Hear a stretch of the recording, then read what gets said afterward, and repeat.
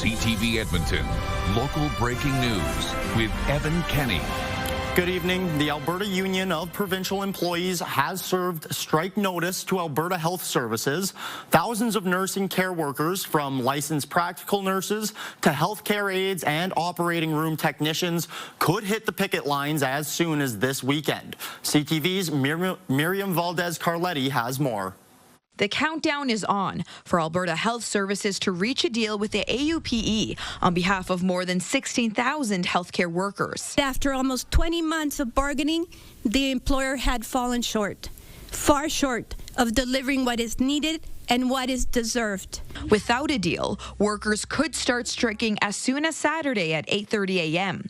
The province has offered 12% wage increases over 4 years. The union says it's not enough. No one chooses this lightly.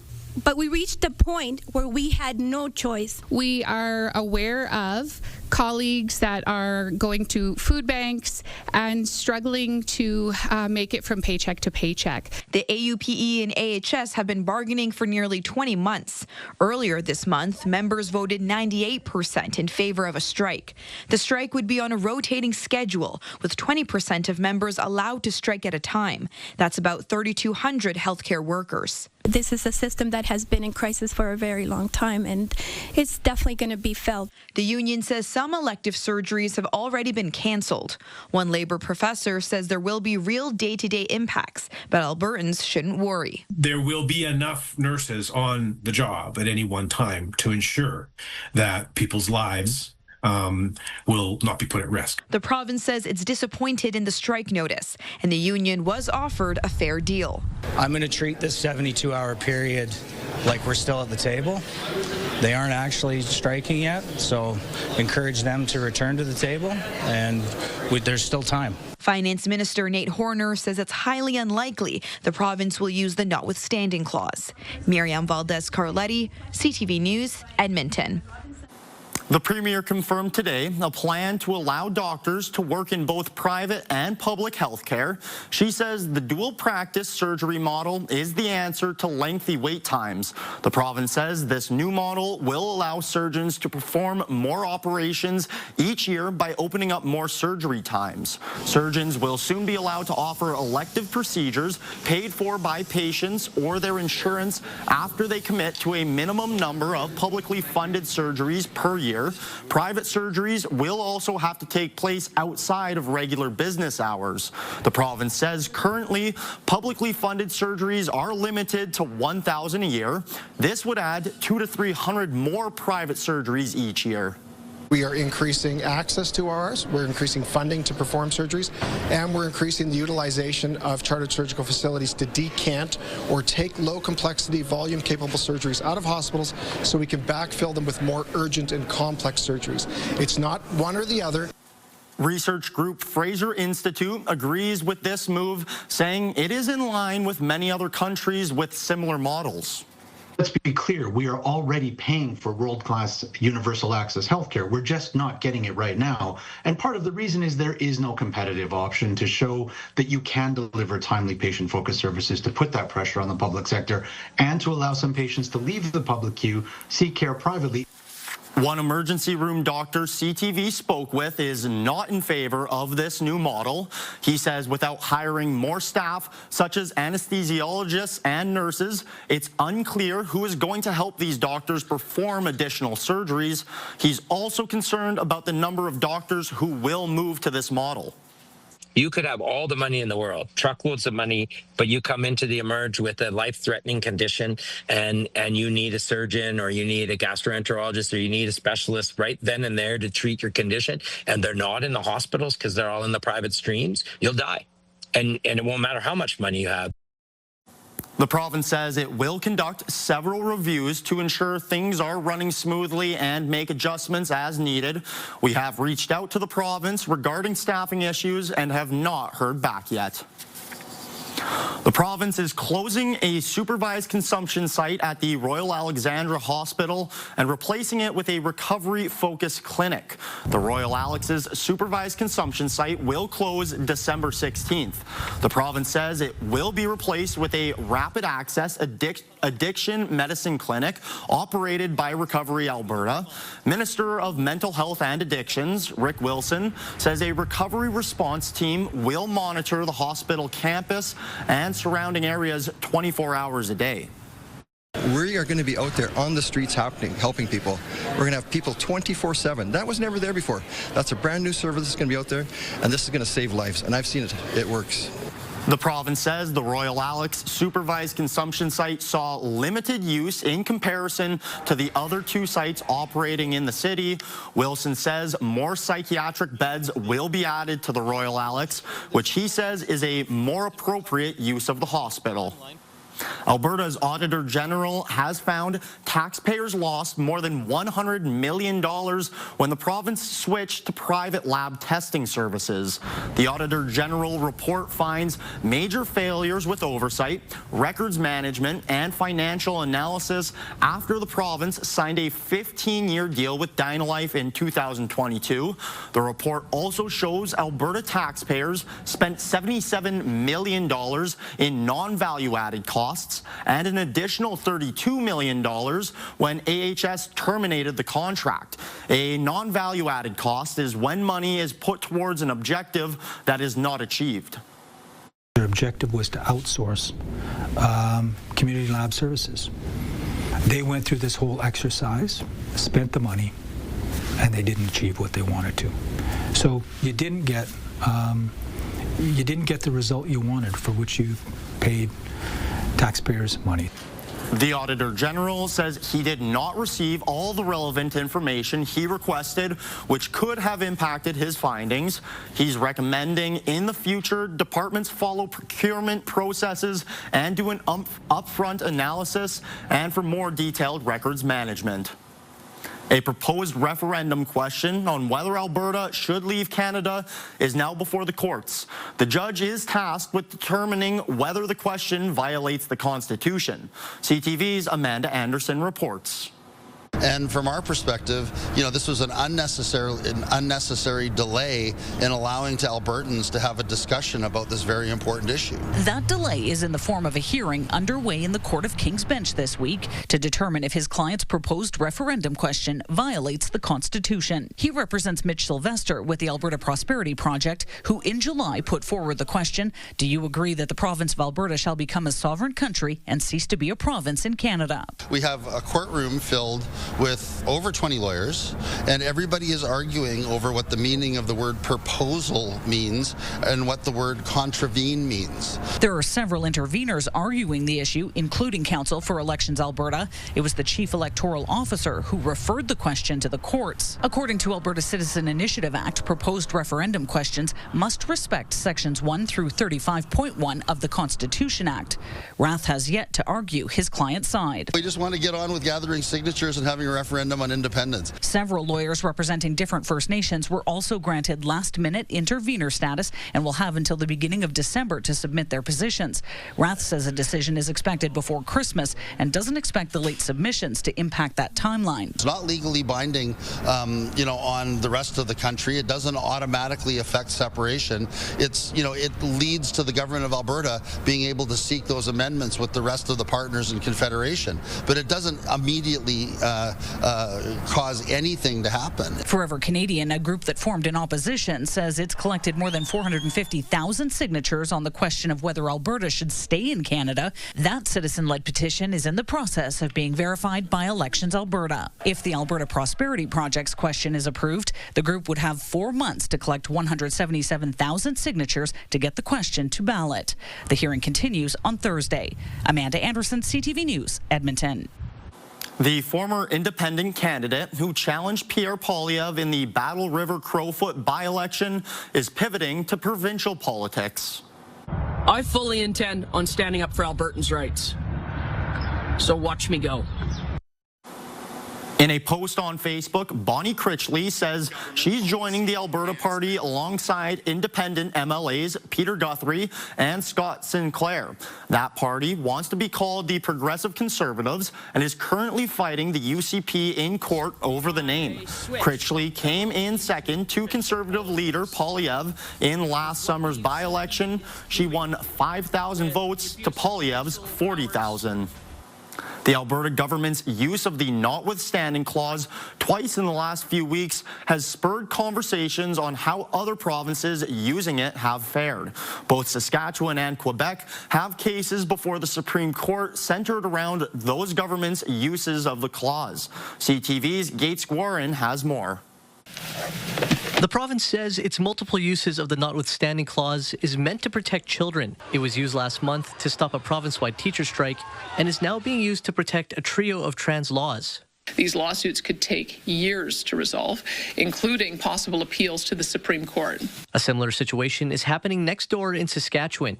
In 2023, it used the Notwithstanding clause to protect its Parents' Bill of Rights from a court challenge. There is a decision of the Saskatchewan Court of Appeal which actually now has ruled that they should actually be allowed to go on to allow the judges in those cases to make a declaration. The Supreme Court will now hear appeals from the Saskatchewan government and the group that launched the original challenge. We're pleased that the Supreme Court has agreed with our position that this is a matter of national importance, and that the leave to appeal was granted. It is still up then to the judge to say, regardless of that fact, the judges have the right to determine whether or not there has been a violation, and in some cases a serious violation. The Saskatchewan Court of Appeal has now said that that's a possibility. Quebec also has a case before the Supreme Court over the use of the clause to pass its secularism bill back in 2019. There's currently no timeline for either case to be heard. Gates Warren, CTV News, Edmonton. The newly elected president of Alberta Municipalities says he wants to build partnerships with the province and increase transparency. The organization represents communities across Alberta. Members elected Grand Prairie Councillor Dylan Bessie as their new president at last week's convention. One resolution that saw major support was a push for the provincial government to collect its own education property taxes.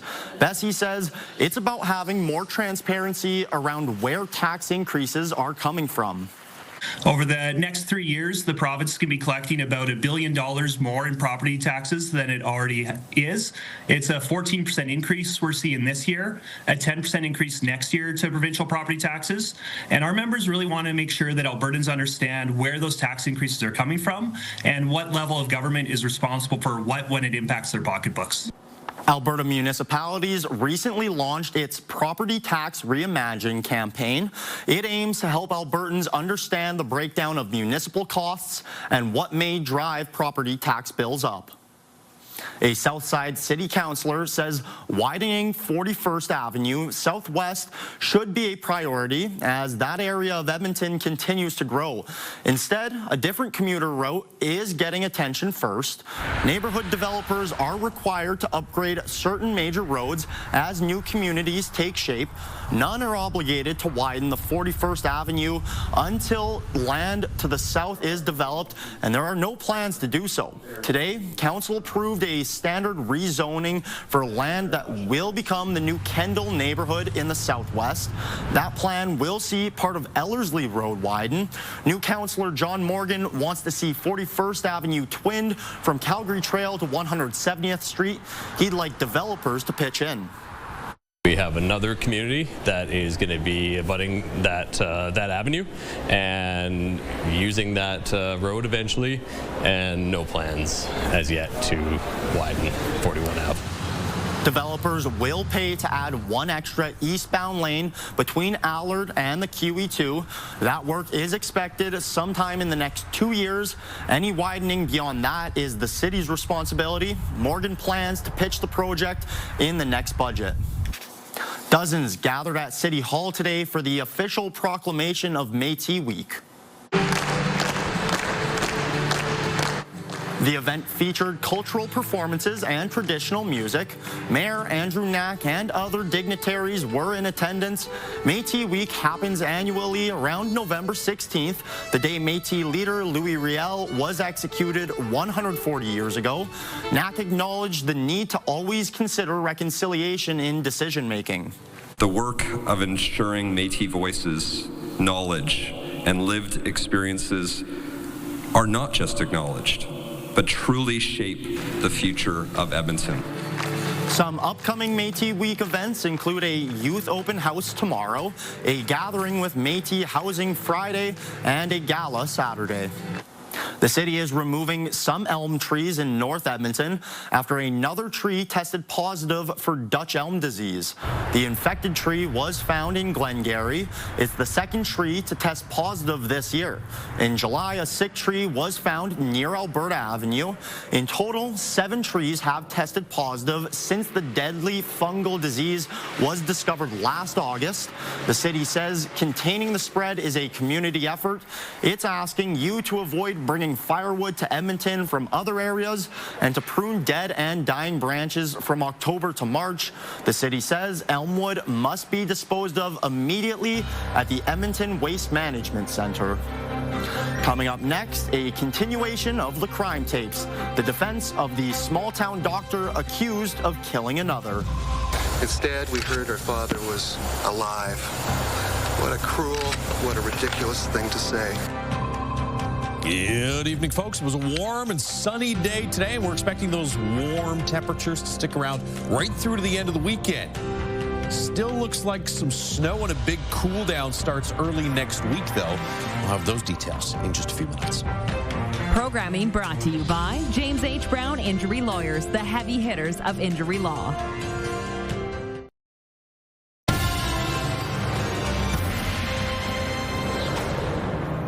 The trial of one small-town doctor accused of killing another made headlines across the country 3 decades ago, with the trial taking place right here in Edmonton.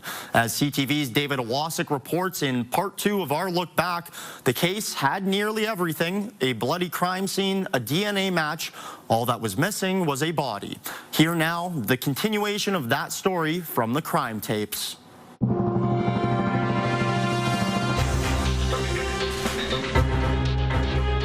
In 1999, Dr. Doug Snyder had been seeing patients in the town of Fairview, Alberta for 3 decades.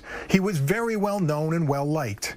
But so too was another physician who had arrived just 10 years earlier from the United States, Dr. Abraham Cooper. He had a black belt in martial arts, a Harley-Davidson, and a pilot's license. He also practiced alternative forms of medicine, and by some accounts, he could be loud and abrasive.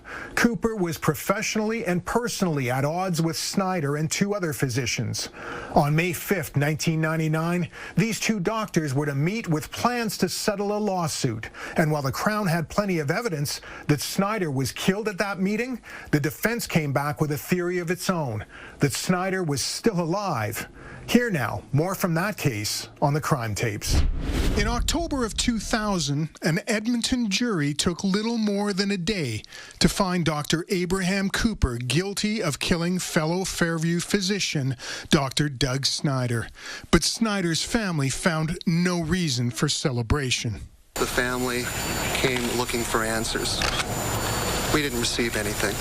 What they wanted was some trace of the missing father and husband, but what they heard instead was a theory the defense had put forward that Dr. Doug Snyder somehow staged his own disappearance and was living a secret double life.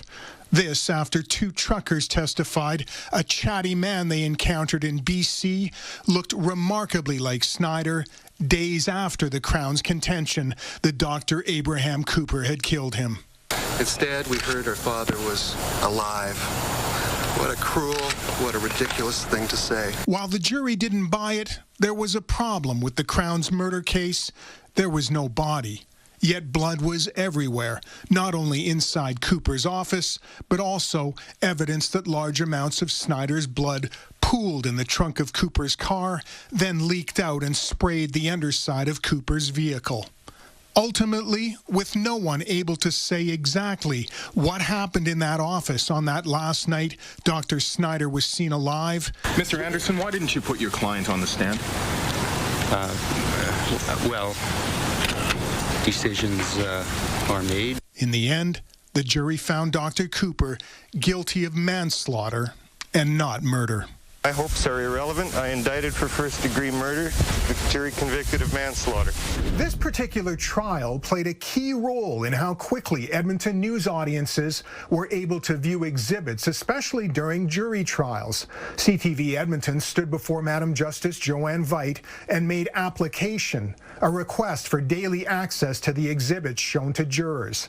The justice granted that access to view and broadcast the exhibits, something that is now commonplace during high-profile jury trials in the Court of King's Bench. Dr. Abraham Cooper was handed a 10-year sentence, but with credit for pretrial custody, he served 7 years and 4 months. He lost his license to practice medicine, but he maintains his innocence. He was released in 2008. As for where Dr. Snyder's remains might be, it should be noted that Cooper's car with all that blood in the trunk was actually found at the Edmonton International Airport a few days after Snyder disappeared. At trial, it was speculated Cooper could have dumped Snyder's body anywhere on the 500-kilometer drive between our airport and the town of Fairview. No trace of Dr. Doug Snyder has ever been found. Thanks for watching the Crime Tapes. I'm David Wasik.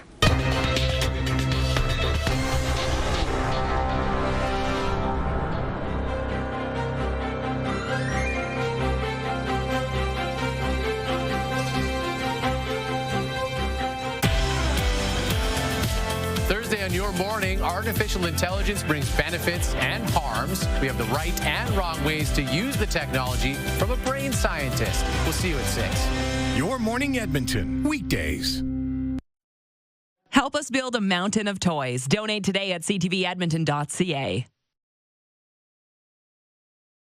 Welcome back. Temperatures a handful of degrees below zero this morning, a handful of degrees above zero this afternoon. The averages for this time of year, 0 and -9, so well above average. We'll be slightly cooler tomorrow, but still above zero for a daytime high, somewhere around 2 or 3 degrees for a high tomorrow. Start the day with some sunshine. You see a bit of cloud cover that'll slide through the Edmonton area in the afternoon. We'll call it partly cloudy for tomorrow afternoon. Thicker cloud further north. This precipitation late tomorrow stays well north of Edmonton.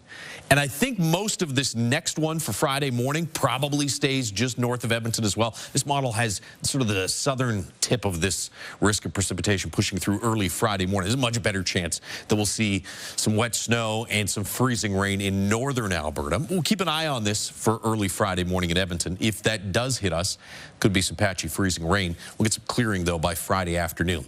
-11 in Fort McMurray. In fact, right across eastern Alberta, you're in the -10 to 15 range. -12 for Grand Prairie. Should be about -9 here in Edmonton tomorrow morning.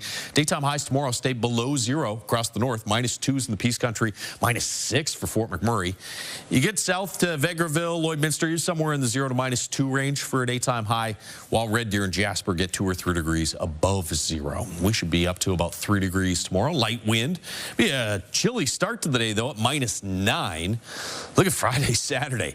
7 degrees Friday, 6 on Saturday, still a couple of degrees above zero Sunday, and then chance of snow Monday, possibly carrying into early Tuesday, about -2 Monday, and then highs in the -5 to -10 range for the middle to the end of next week, and morning lows in the -teens. That would be the coldest air we've seen so far this season. Looks like once it rolls in, it'll probably stick around into early December. So 4 more mild days, and then it takes a turn. That is your forecast. Volunteers with Variety Children's Charity spent the afternoon building toy cars for kids with disabilities. The program is called Go Baby Go. It benefits children living with disabilities and limited mobility. 7 children in Edmonton will get a new toy car. The adapted vehicles have push-button switches, supportive seating, and communication devices. Just to see the kids finally get to just be able to move around and be independent and be free to move around independently is just like so cool to see. They get so happy, they get so excited. Since the program started in 2019, Go Baby Go has provided more than 4,000 toy cars to kids across the province. Comedian Dave Chappelle is coming to Edmonton. Chappelle will bring his show to Rogers Place on December 3rd. He's an Emmy and Grammy Award winner. The event will be phone-free. The use of smartphones and smartwatches won't be allowed during the show. Tickets are now on sale. Wow, what a great time to be a comedy fan. That's all the time we have. Thanks for tuning in, and have a great rest of your night.